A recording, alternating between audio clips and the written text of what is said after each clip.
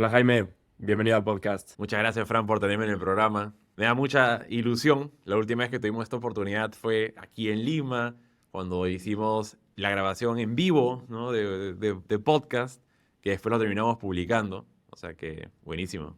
Súper, ya toca el otro lado y sí, ya creo que un par de años desde esa vez en Lima estuvo increíble ese Perú Venture Capital Conference. Ojalá pueda volver pronto. Arranquemos. Siempre me gusta empezar con algo de contexto. Cuéntanos, Jaime, ¿cómo nace Worth It?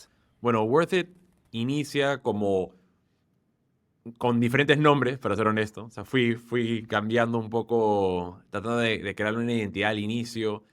Pero no teníamos algo que realmente pudiera expresarlo bien, sino era más, te dicen, no, pone cualquier nombre, Ventures al costado, ¿no? Y si bien no quería que sea eso, dije, vamos a hacer un ejercicio en paralelo que hago fundraising y voy armando todo con una agencia creativa que la verdad hizo súper buen trabajo, los de Set Branding.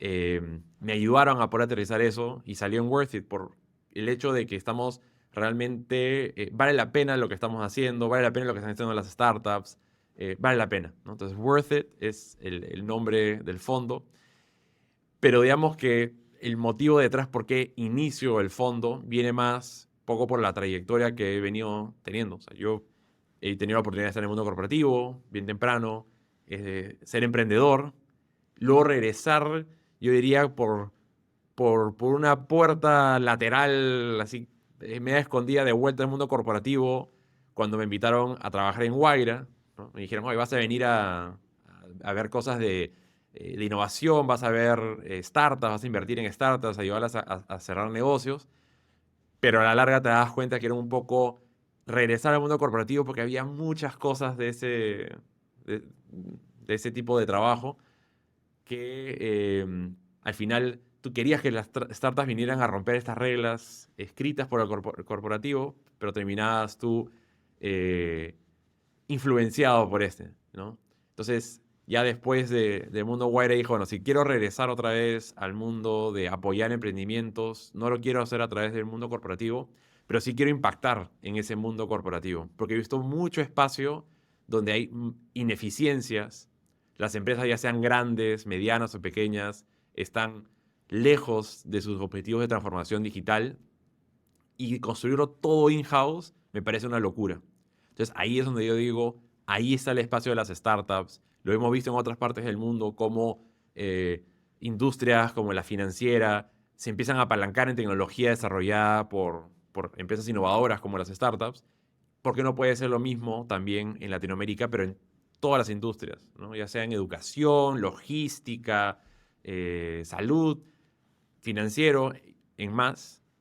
Las startups pueden ser un gran aliado. Entonces, Worth It lo que se enfoca es específicamente en startups que tengan soluciones B2B SaaS que puedan realmente ayudarnos a adoptar o acelerar la transformación digital en América Latina. Entonces, te diría que nace a raíz de tener esta perspectiva de estoy viendo lo que está pasando en el mundo corporativo por la época donde trabajaba en Guaira y ahora que dirijo también una asociación de innovación con corporativos, tenido la experiencia de ser founder de una startup y levantar capital y pasar por todo el proceso, por más que no fue exitosa.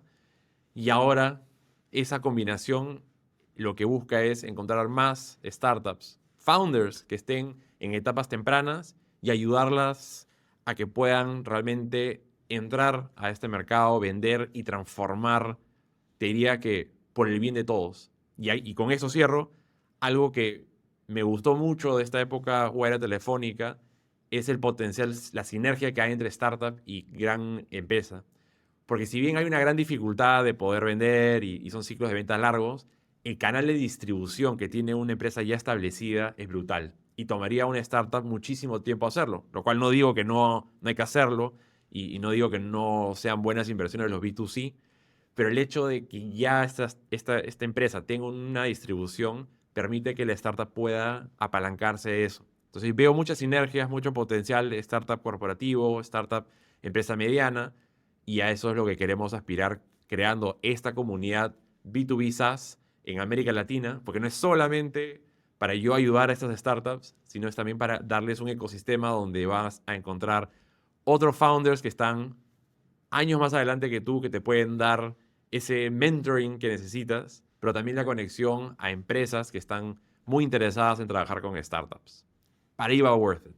Es muy interesante lo que mencionas de los corporativos, la innovación y la relación con las startups. O sea, creo que Wayra es de los atípicos, pero hay muchos otros corporativos que todavía hay una brecha tecnológica muy grande o no tienen tantos estos programas de innovación. O sea, desde tu experiencia, ¿qué crees que hace falta para que otros corporativos que cero tienen la parte de innovación tecnológica lo adopten o trabajen con estas startups? Que hay varios que no, una startup no llevas más de 5 años, no vas a ser un proveedor ni un cliente, nada. Te diría, y es lo mismo que les decía en la época que yo estaba en Wayra a terceros, o sea, porque me invitaban a hablar a todos lados sobre innovación abierta, cómo lo hacemos nosotros, y Wayra fue un experimento caro, ¿no? Pero no había mucha opción en esa época. Estamos hablando de 2011, cuando comenzaron a hacer Wayra. Hoy día, claramente pasó más de 10 años, ¿no? Ya 13 años, para ser exacto, desde que Wayra comienza, por lo cual no hace sentido tratar de reinventar la pólvora. Entonces, mi consejo es, asóciate, búscate partners, aliados, que ya tengan esta experiencia y hagan cosas en conjunto. Uno pensaría de que, bueno, pero ¿por qué me van a querer abrir la puerta si es que lo que yo estoy yendo es buscar su know-how? No, o sea, hay algunas otras cosas que sí pueden ser de interés. O sea, por ejemplo, si yo soy un CVC y estoy enfocado en salud, probablemente una empresa del mundo financiero quiera sumarse a mis esfuerzos porque me va a aportar otra industria, otro conocimiento y podemos hacer una convocatoria de startups mucho más robusta si es que es la combinación o la intersección salud con financiero, ¿no? Y puede haber ahí un call for application muy específico. Y en el proceso, ¿no? Va a haber un traspaso de conocimiento, pero práctico, ¿no? No es que voy a llevar un curso que me va a enseñar cómo hacer las cosas. Entonces, aliarte con terceros, para mí es el camino más coste eficiente que vas a encontrar en este camino. Y los CVCs o expertos o empresas que ya tienen esfuerzos de innovación abierta, los puedes encontrar. O sea, han tenido suficiente tiempo y vitrina como para poder encontrarlos. Entonces, encuentren a esa empresa, propónganle a hacer cosas en conjunto y aprendan de la experiencia. ¿Qué debe cambiar del mundo CVC en la TAM? A ver, yo creo que por lo menos con los que yo he hablado que manejan CVCs, tienen ellos bastante claridad de cuál es su rol, pero a veces hay mucho conflicto con lo que demanda la entidad dueña, ¿no? Porque el parent company, porque al final del día, o sea, un CVC lo que está buscando es representar los intereses de la empresa dueña y va a tratar de ver que las condiciones o todo sea más favorable, pero al mismo tiempo, o sea, también tiene que ser una suerte de interfaz para entender las prioridades que tiene la startup. Entonces, y nuevamente, en Wayra creo que utilizamos mucho esta referencia que éramos nosotros como una suerte de interfaz. Somos los que podíamos hablar perfectamente el idioma de ambos lados y entonces teníamos que ser este interlocutor que sabía cómo transmitir correctamente los mensajes. Entonces, hacia el corporativo, trazarles muy bien la cancha y las expectativas sobre el tema de velocidad, sobre cómo se negocia con una startup, qué cosas le puedes pedir, qué no le puedes pedir, porque hay la clásica, los NDAs, las cartas fianzas, entre otras cosas que simplemente doesn't make sense. Y lo mismo hace la startup, ¿no? Oye, por si acaso, tú también tienes que entender de que hay ciertas prioridades, velocidades, intereses del mundo corporativo. Y si es que no hay buen alineamiento, mejor es decir desde el día uno, no hay que avanzar. Entonces, el trabajo realmente de este CVC es, oye, ¿cómo hago para entender bien ambos lados para que sea un win-win para todos? Es difícil, pero para eso, digamos, está esta unidad y se destaca y trae gente súper experta para trabajar en ella. Entrando a Worth It, ¿por qué se enfocan en startups B2B SaaS? Yo encuentro que hay valor en todos los espacios de modo donde las startups están buscando resolver problemas, por lo cual no es que te pueda decir, este en particular es que simplemente tiene outsized returns o cosas por el estilo. Simplemente es un espacio donde yo considero que estoy viendo un shift bastante importante, un cambio bastante importante y un crecimiento muy interesante. Uno, principalmente impulsado por el tema de la transformación digital del mundo corporativo, o incluso las medianas o las pymes, ya están viendo de que si no adoptan tecnología, van a perder o van a ser menos competitivos. Eso es algo que tú podrías haberlo visto hace tiempo en Estados Unidos, en Europa, pero en América Latina ha estado bastante rezagado. Y ahora sí siento mayor apertura a trabajar con proveedores tecnológicos que no son tus clásicos, ¿no? Tus Big Four, y están abiertos un poquito a trabajar y adoptar tecnología que viene de startups. Entonces, ha habido un cambio, te diría, de manera de cómo pensamos en uso de tecnología, y ahí es donde las soluciones vienen de las startups. Personas que salieron del mundo corporativo, que se dieron cuenta que ahí mismo no iban a poder crear la solución y tienen que salir y armar un equipo, conseguir financiamiento y resolver ese problema para la industria, lo cual es fenomenal. O otros que simplemente identificaron un pain en algún momento y tienen la manera de cómo resolverlo. Entonces, hay esta necesidad latente en el mercado y vemos de que las startups pueden cubrir con eso. Y por otro lado, también estoy viendo mucho el shift de B2C a B2B. Es decir, B2C es un mercado súper interesante, pero llega un momento donde seguir escalándolo es muy costoso, es muy retador. Puede a veces ayudarte a posicionarte en el mindset de todo el mundo, pero llega un momento donde te das cuenta de que más negocio, mejores márgenes, más largo plazo, es hacer el salto a B2B.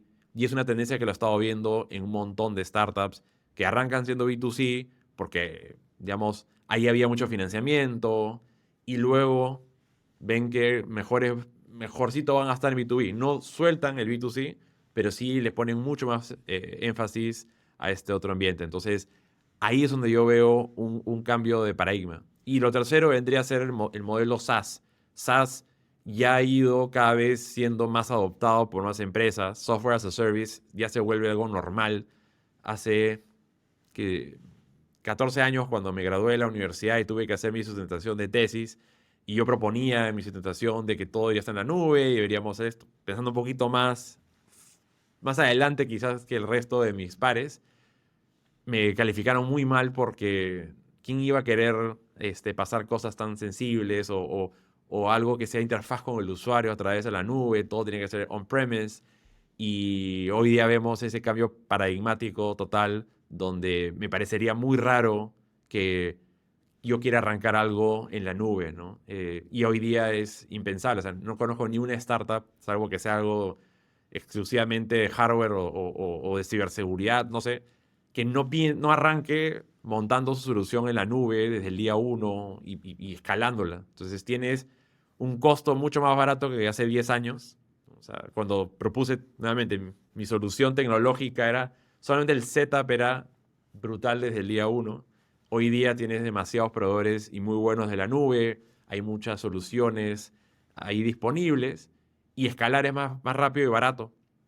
Y por otro lado, las empresas ya no se sienten tan incómodas con este modelo de negocio que en el pasado podía ser un poquito, te podría ser un poco raro porque el hecho de que cada vez, si me va bien en mi negocio, entonces voy a estar gastando más, ¿no? Y era algo que me acuerdo incluso en Telefónica pasaba. Decía, no, pero yo quiero pagar un fee único y se acabó, porque si no, yo vendo más y tengo que empezar a pagar más, ¿no? Como que les parecía ilógico. Hoy día ya entienden que esto es un win-win. Mientras mejor te va a ti, mejor le va a tu proveedor de tecnología. El proveedor de tecnología puede seguir mejorando su solución tecnológica y por ende dándote nuevos features que te hacen que puedas seguir creciendo y tu proveedor de vuelta. Entonces, te diría que esas son tres cosas que he visto que me dan muy buena ilusión de que B2B SaaS ahora y en los próximos años va a estar dando muchísimo que hablar. Súper interesante estos tres temas que tocas. Y me quiero clavar un poquito en el segundo, esta tendencia de migrar de B2C a B2B. Yo Ujú, también lo he visto bastante en el mercado ujú, estos meses, estos años. ujú, ¿Y por qué crees que sea? O sea, yo tengo la teoría que mucho es porque son contratos más grandes, tienes más recurrencia Y lo que dices, ¿no? Ya no vivimos en esta época de tasas de interés de cero, entonces era levantar capital más fácil, podrías quemar y llegar a ese usuario final. Y también creo que con los corporativos es más fácil llegar a esta distribución. Lo que decías al inicio, si te alías con ellos, entonces pues, puedes llegar a tener modelos B2B2C aliándote a estos corporativos para llegar al cliente final. O sea, son como varias tendencias, pero ¿por qué crees que se ha dado mucho este cambio de B2C a B2B? Excelente, porque medio como que lo resumes, pero me explayo. O sea, el tema del capital yo creo que es uno de los factores más importantes que ha hecho que piensen, ¿no? Y se abran a la oportunidad de B2B, porque cuando tenías más capital podías invertir muchísimo en pauta y llegar a una audiencia más grande. O sea, B2C requiere una manera muy distinta de vender a la cual es más clásica de B2B. Entonces, con ese acceso a capital, como que todo sonaba que tu ritmo de crecimiento iba a ser más acelerado y justifica luego las valorizaciones y poder seguir haciendo tus rondas hasta eventualmente tener un éxito, ser adquirido, o sea, ya sea ser adquirido o ser un IPO, pero creo que el playbook de B2C está muy ligado con el tema de capital para poder escalar a la velocidad que se necesita. Luego, especialmente porque también el churn en B2C es mucho más alto, los márgenes por persona, o sea, tu costo de adquisición para tener a una persona, un individuo, tiene que ser recontra bajo para sustentar el hecho de lo que estás adquiriendo como cliente. En cambio, cuando volteas a B2B, no necesitas realmente capital para poder empezar a vender. O sea, necesitas tener al founder, probablemente que sea el CEO, que se encargue de hacer todos los sales, y eventualmente poco a poco vas a ir armando un equipo que va a tener toda una metodología y sistemas para empezar a escalar ese esfuerzo comercial. Y eh, hay mucho conocimiento, herramientas, frameworks que uno puede utilizar para realmente hacer una muy buena venta B2B. Entonces, cuando te estás dando cuenta de que en uno tienes el churn muy alto y en el otro el churn es bajo, a pesar de que son ciclos de ventas, digamos, uno más largo que el otro, ya los números te van haciendo más sentido migrar al B2B, especialmente si estás mirando hacia largo plazo, ¿no? Entonces, capital creo que ha abierto el ojo a que cuando había escasez, ahora que hay escasez de capital, y no es que escasee porque no haya el dinero ahí, sino es que ahora se ha vuelto más caro, entonces tomar ese dinero viene con su penalidad, por decir así, ya no te hace sentido crecer B2C. Mientras que puedo yo empezar a vender B2B y tener un ARR, MRR bastante más sólido para luego levantar el capital y poder justificar mi valuation eh, y no diluirme tanto como si hubiera arrancado en el otro lado. Entonces, capital yo creo que ha sido uno de los factores que ha ayudado muchísimo a repensar esto de migrar a B2B. Estuviste ya un tiempo en corporativos, ya sea el caso de Guaira, y ahorita como inversionista B2B SaaS. ¿Cómo es el proceso ideal de venta B2B? O sea, ¿cómo le recomendarías a un founder o qué has visto que funciona? A ver, de hecho eso lo venimos conversando bastante y te digo que me da mucha alegría ver que los founders con los que ya estoy conversando, con las dos primeras inversiones que hemos hecho, que ya tienen muy bien sólido o saben muy bien este roma porque como ya hay bastante contenido y hay bastante experiencia, a diferencia de años anteriores, como que ya ejecutarlo no se vuelve algo que hay que estar reinventando la pólvora.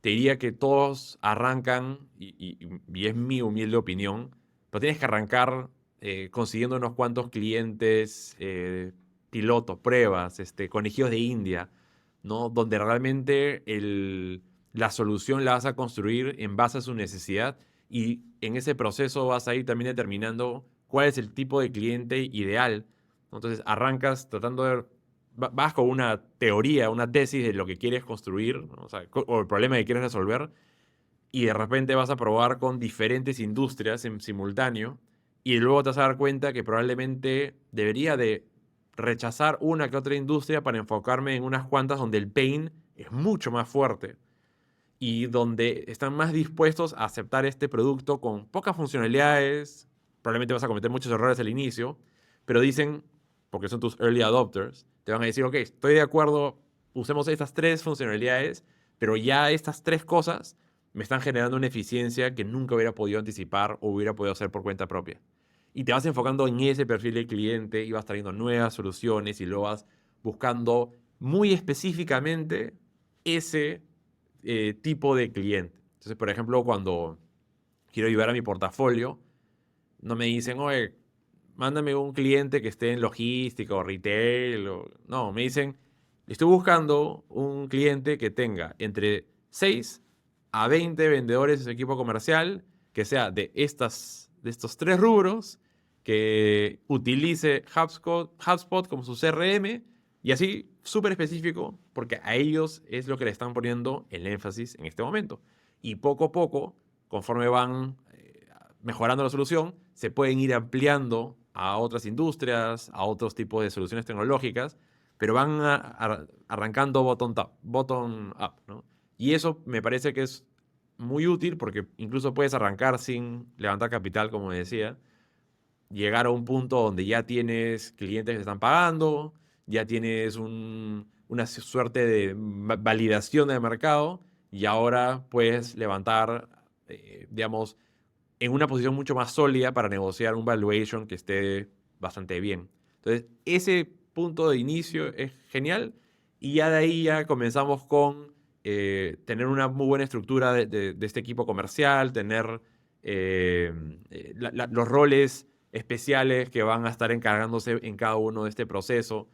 Eh, Creo que ese proceso de mirar tu ciclo de venta, primero el founder mismo, ir y tratar de levantar esos pain points, ir construyéndolo y poco a poco incorporar un equipo, ya armarlo para que sea una maquinita que conforme más capital entre, pueda ir creciendo. Eso me hace mucho más sentido a desde el día 1 tratar de lanzarte a hacer un montón de trabajo, no importa qué herramienta uses o metodología de outbound, inbound, pero si al final no estás vendiendo algo que alguien quiere, estás desperdiciando tu tiempo y dinero. Entonces, partan por este grupo chiquito y vayan creciendo. Creo que de lo que mencionas ahorita hay muchísimas similitudes con el proceso de venta de un fondo hacia los LPs. O sea, cómo lo Exacto. relacionas siendo un fund manager, cómo ha sido este proceso de vender Worth It, el producto, hacia los LPs, ¿no? Para que inviertan en el fondo.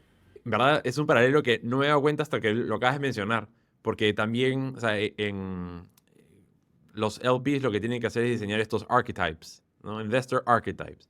Y los describes, ¿no? Dices, mira, este archetype, o sea, este investor es rango de edad, tipo de roles que tiene, a qué se dedica, y más o menos con eso puedes perfilar e incluso decir, ya, este es un LP que podría entrar con un ticket de $50,000, por decir así, ¿no? Un commitment de 50,000. Digo, ok, ya, pero... Ok, y de estos pueden ser más abundantes. Pero le digo, ya, pero necesito tickets más grandes. Ok, entonces vamos a este otro LP archetype que probablemente sea un emprendedor exitoso del mundo más tradicional, que tiene interés en adentrarse en el mundo de la tecnología, tiene 40, 60 años, y a este sí le podemos poner un ticket de 150, ¿no? Y así vas armando estos archetypes y luego sales a vender el fondo y te vas topando con la realidad y te vas dando cuenta de que, mira, este archetype que yo hubiera pensado que son estos personas más afluentes, con mucho dinero, que vienen del mundo más tradicional, no están interesados en el mundo de tecnología, lo ven muy riesgoso y prefieren real estate. Perfecto, ya. Este archetype no me está funcionando, me concentro en otros dos y veo si creo uno nuevo para seguir experimentando. Pero perfilar este tipo de cliente ayuda muchísimo porque vas refinando también tu mensaje. Y especialmente en un fondo, a diferencia de una startup, en una startup yo puedo construir una solución tecnológica, puedo vender la solución y quizás enamorar a una persona por la solución y mostrándosela. En un fondo, cuando estás especialmente en la parte de fundraising y todavía no estás haciendo ni una sola inversión, estás vendiendo una idea. Es más que una idea, estás vendiendo la confianza de este fund manager de realmente ejecutar sobre esta idea. Entonces, hay muchos what if, ¿no? Y si es que va a ser la persona correcta, si la tesis es correcta, si es el timing correcto. Hay muchas variables en ese sentido. Entonces, es más complicado incluso levantar por un fondo y el obtener el MVP, ¿no? Y estaba este periodo de validación es hasta más largo, porque para mostrar de que realmente mi tesis es la correcta, debería de pasar 10 años hasta que se cierre el fondo. Obviamente puedes tener ciertas indicaciones antes de tiempo, digamos que invertí hoy día, han pasado 2 años y ya tenemos startups que han levantado rondas sucesivas de inversión y ya mi posición se ha multiplicado por 5, por 7, pero está en papel, ¿no? Entonces es más complicado definitivamente para un fondo, pero ahí sí te doy toda la razón, Frank, que a la hora de segmentar este perfil ideal de cliente para la startup es muy parecido al archetype de LP que uno empieza a diseñar desde el día uno y así vamos encontrando más como esta persona o refiéreme más como esta persona. Justo ahorita mencionaste que muchas de las inversiones y estos retornos están en papel. O sea, yo creo que de los grandes problemas de América Latina es la liquidez de estas inversiones, ¿no? Sí tienes TVPI, pero no DPI. ¿Qué opinas de la falta de Ujú. liquidez del mercado y la falta de salidas si lo comparas, no sé, un Spanish speaking Latam versus un Brasil o un Latam versus Estados Unidos? Entonces, como que sí hay bastantes oportunidades y pues, estamos en una etapa muy, muy temprana. Mm. O sea, que me gustaría entender qué piensas de las salidas y de la liquidez del mercado de VC. Ese es un tema bien, bien importante, porque es lo que nos da a nosotros como inversionistas el retorno, ¿no? Entonces, si es que no hay un mercado sólido de oportunidades de exit, en particular para inversionistas especialmente pre-seed, ¿no? Donde tú esperas que en una serie A o eventualmente una serie B puedas ya tener retorno sobre tu inversión.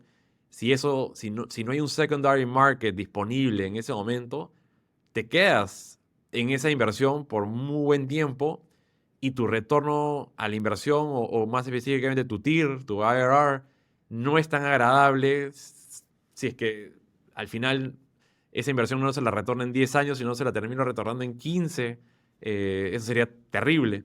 Pero un poco yo soy, bueno, y creo que en general soy una persona bastante optimista de que la tendencia en general ha venido, ¿no? en crecimiento y que lo que hemos visto en el 2021 simplemente ha sido como una especie de sacudida rara que ahora ya un poco estamos corrigiendo, donde sí va a haber más oportunidades de exits. Yo sí veo, y justamente un poco la idea, ¿no? de Worth It es que los corporativos vean que más que tratar de yo desarrollar la solución in-house, oye, mejor compro una startup y así puedo traer mi time to market, reducirlo a mucho menos y ofrecer esa solución una vez al mercado o integrarlo con mi propio portafolio, entre otras cosas más. Entonces sí, espero y miro con muchas ansias que de acá 4, 6 años, que es el momento donde yo ya quiero ver un poco mi retorno de las primeras inversiones que hago, si en ese momento ya hay un apetito del corporativo de América Latina, el cual yo estoy más que optimista que sí va a ser el caso, de empezar a comprarse compañías, obviamente a buenos precios, que es algo que a veces no ha sido el caso con algunas compañías que vemos exits y es como que, maravilloso, pero los retornos no han sido tan interesantes. Pero hay que acordarnos que la TAM está un poquito más atrasado que otras partes del mundo, por lo cual sí veo o sí espero que en ese momento que estoy mencionando, estos retornos sean mucho más interesantes que los del pasado. Luego, otra tendencia que también estoy viendo es cómo puedes llegar a inversionistas retail más rápido, ¿no? Ya sea plataformas como Republic, o WeFunder, que he empezado a ver ya startups de América Latina que lo están utilizando, lo cual es una señal interesante. Pero también hay ciertas cosas que están haciendo desde el lado de la TAM, como por ejemplo ScaleX en Chile, de cómo ayudar a las compañías a poder no es listar públicamente, porque ya lo entendí un poco más, no es que es listas en la bolsa, en el NUAM, sino que este brazo de NUAM, con la experiencia que tiene vendiendo la retail, puede ayudar a generar una ronda de inversión donde sí accedes retail, porque ya, o sea, bueno, inversionistas calificados, ¿no? Muy parecido a los que invertirían en AngelList, pero ya permite poder hacer un levantamiento de una ronda a través de llegar de capital de personas y no necesariamente o exclusivamente de un fondo. Entonces, ahí hay más capital disponible para las compañías y ya se están dando los casos de startups que están levantando a través de ScaleX, lo cual es bueno. Y también en otras conversaciones, o sea, yo esperaría que bolsas como la de Brasil empiecen a listar compañías, y lo cual uno diría, pero ¿por qué no mejor se esperan a invertir en la bolsa de Nueva York? Y es como que, pero no son mutuamente excluyentes. Por el contrario, algo que sería súper interesante es que empiecen en Latinoamérica listando y eso les va a dar mucha experiencia para fortalecer el proceso tan riguroso que es listar en Estados Unidos, para cuando ya estén listos puedan hacerlo en esa otra bolsa. Entonces no es uno o el otro, sino para mí yo creo que es un caminito que pueden llevar para llegar a ese punto y así llegar mucho más maduro. Y creo que es una buena práctica también el prepararse para el listar públicamente, porque te vuelve mucho más riguroso en tus números, en ser rentable, porque también es bien tentador quedarse todo el rato en el mercado, digamos, de capital privado, porque tiene menos requisitos, tiene mejor precio, es más fácil. Entonces, yo creo que sí, va a haber liquidez de todas maneras, lo cual no me desanima en lo más mínimo el futuro. Sí, es un tema bastante complicado y esta parte que dices de que muchos se quieren quedar privados más que públicos, pues, es algo que Mm. ha pasado en México en los últimos años. Ha habido más deslistes de bolsa que empresas que quieran ir públicas. Entonces sí es, digamos, también algo estructural y dices, estos retail van a jugar un papel importante, también estos, en México el nombre es Afores, pero estos fondos de pensiones también van a jugar también un papel importante, Y entonces ellos es algo son que un se va. player que también debería de entrar eventualmente, ¿no? Ahí no sé temas regulatorios como qué tanto hay que trabajar, esa parte desconozco, pero sí sé que influyó mucho en Estados Unidos en su momento cuando empezaron a poder ellos invertir en este asset class. Y nuevamente, esta es la parte donde a veces uno piensa, uy, pero qué mucho riesgo es este venture capital.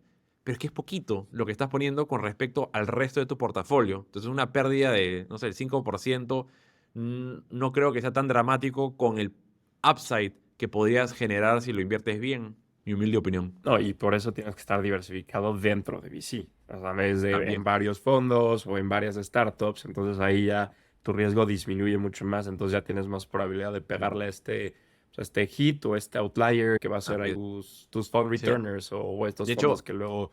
ese es el mensaje que incluso yo le doy a los ángeles inversionistas, ¿no? O sea, yo entiendo lo llamativo que puede ser, yo quiero invertir directamente en startups porque quiero estar metido ahí y todo, mientras que mantengo mi day job como gerente general o gerente de no sé qué empresa. Sí, pero el problema es que va a pasar lo que ya he visto que ha sucedido, que muchos ángeles, después de haber hecho 4 o 5 inversiones en startups, tickets muy grandes para mi gusto, para la etapa en la que estaban, dicen, hoy no, este hace clases malazo, o sea, mejor hubiera puesto esto en un bono y ya había estado más tranquilo. Ahí yo lo que le digo es, no, te faltó diversificación, porque 5 compañías en 4 años, no estás muy bien diversificado. Y probablemente todas eran del mismo país y la mitad eran de la misma industria.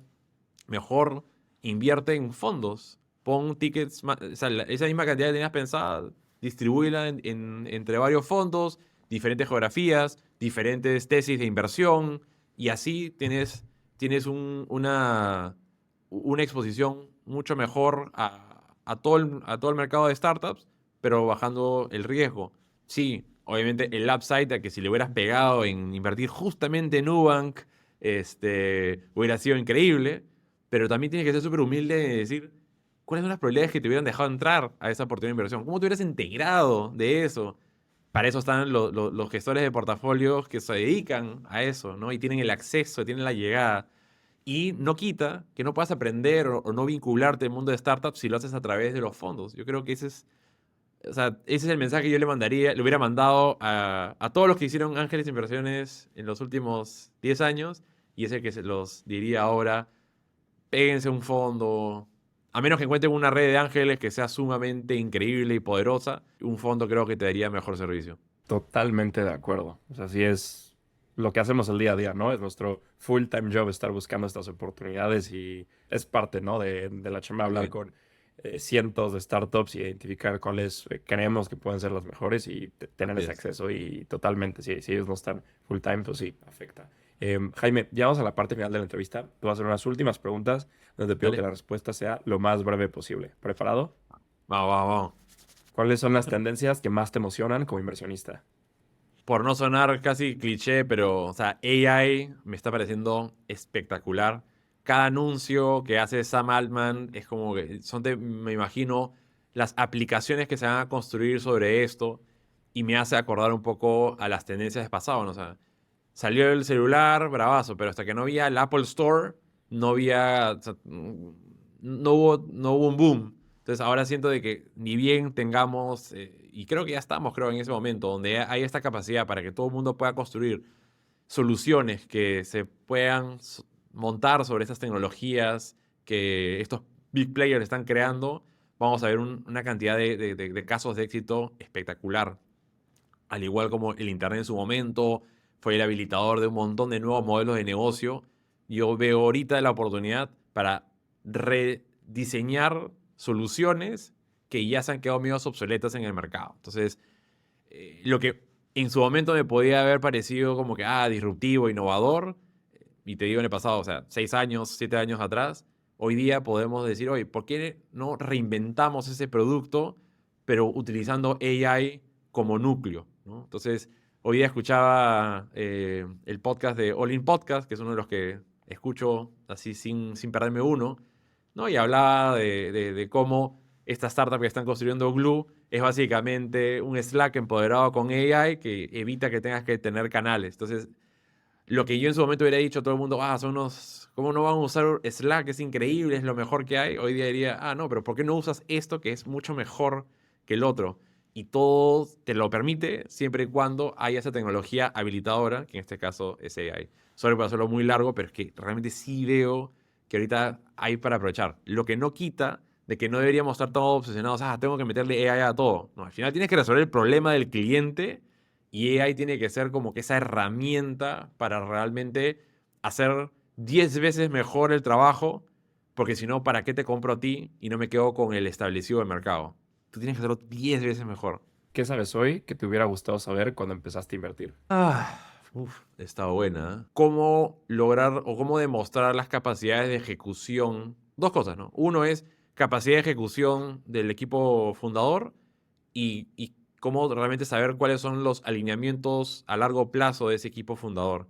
Porque a veces muchos son muy buenos vendiendo, pero no saben ejecutar y terminas enamorándote un poco de los founders y de su visión y todo, lo cual está bacán, pero digo, es como un cerebro que tiene que tener dos partes, ¿no? Entonces, la parte donde te venden el futuro y esa visión y enamorarte y apasionarte de lo que están haciendo, pero en el mismo lado es, ok, pero tengo la capacidad de hacer objetivos mucho a corto plazo y poder ejecutarlos para llegar a ese camino, ¿no? Y nuevamente haciendo referencia a AI, a Sam Altman, o sea, OpenAI tiene esta idea de hacer General Artificial Intelligence, ¿no? Y es como que, claro, eso hace sentido, pero no lo puedo hacer hoy día. Tengo que ir haciendo cosas que me van a llevar a ese lugar. Entonces, clara demostración de capacidad de visión más ejecución.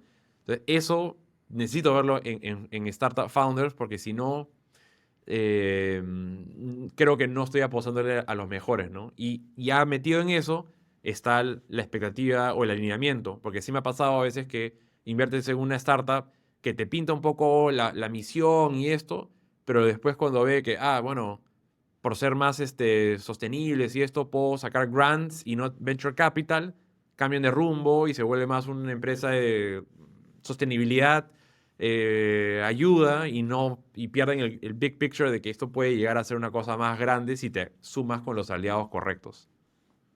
¿Generalista o especialista? ¿En qué contexto?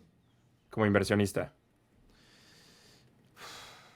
Te voy a, voy a- Te voy a decir que hay dos cosas. Yo creo que la mayoría son generalistas y está bien. Y creo que hay momentos donde requieres especialista. Entonces, te voy a decir, la combinación de ambos para mí son lo ideal. Yo honestamente me considero un poco mucho más generalista que especialista. Entonces, un fondo bueno puede ser el balance correcto entre tener un partner generalista y un partner que es más especialista porque permite entrar a profundidad, mientras que el otro un poquito puede tener esta visión más amplia.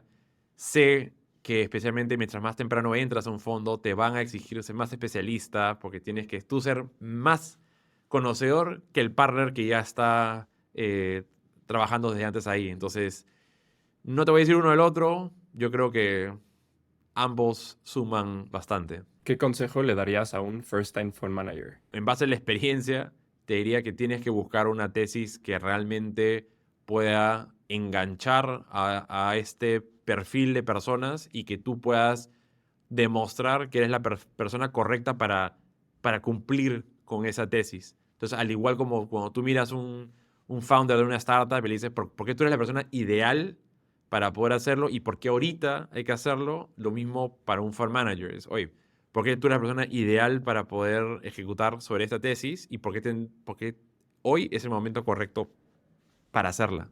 Por último, ¿cómo ves a Worth It dentro de 5 años? Pues mi visión y es la de crear la comunidad más potente de B2B SaaS que hay en la TAM.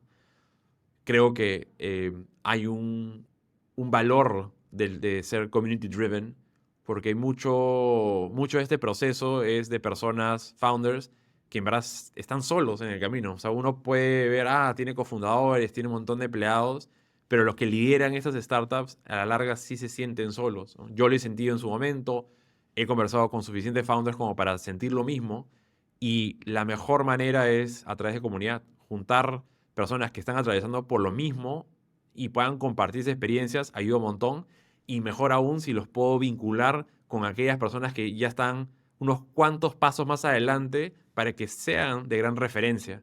Yo sé que así van a recibir mucho mejor consejos a los que yo les podría dar o les podría dar una persona que viene del mundo corporativo o algún otro inversionista. Los que están en la cancha y lo han sufrido recientemente, creo que son los que mejor se pueden ayudar. Y la mejor manera para hacerlo es crear una comunidad sólida donde haya mucho de give first, ¿no? Ayudar, dar, más que simplemente entrar para ver cómo se benefician. Y toda mi Jaime, vida me he dedicado a crear comunidades, entonces creo que esto no es algo nuevo, simplemente es, ok, vamos a enfocarlo mucho en este perfil de founders. Jaime, fue un gustazo platicar contigo, como siempre. Muchísimas felicidades por todo lo que has hecho. Ya ni nos dio tiempo de platicar del podcast, pero también más de 180 episodios. Me encanta el podcast Innovación Sin Barreras. Ahí si tienen algún tiempo vale la pena escucharlo. Muy, muy bueno. Felicidades por este nuevo fondo y por todo lo que estás haciendo por esta igual comunidad, esta tesis diferenciada de B2B SaaS. Entonces me encanta lo que estás haciendo y muchísimas gracias por el tiempo. A ti, Fran, muchas gracias por el espacio, por las preguntas. Y también, repito, los invito a que escuchen el podcast Innovación Sin Barreras. Comenzó hace 4 años como una manera de cómo, no sé, al salir de Wire no sentir que puedo dejar de aportarles algo al ecosistema. Estas conversaciones para mí eran una manera de seguir aprendiendo y dije, bueno, y de paso, ¿por qué no compartirlas con el ecosistema? Entonces, si es de valor, escúchenlas. Si tienen algún comentario, escríbame. Más que abierto a compartir ideas. Muchas gracias nuevamente, Fran, por la oportunidad.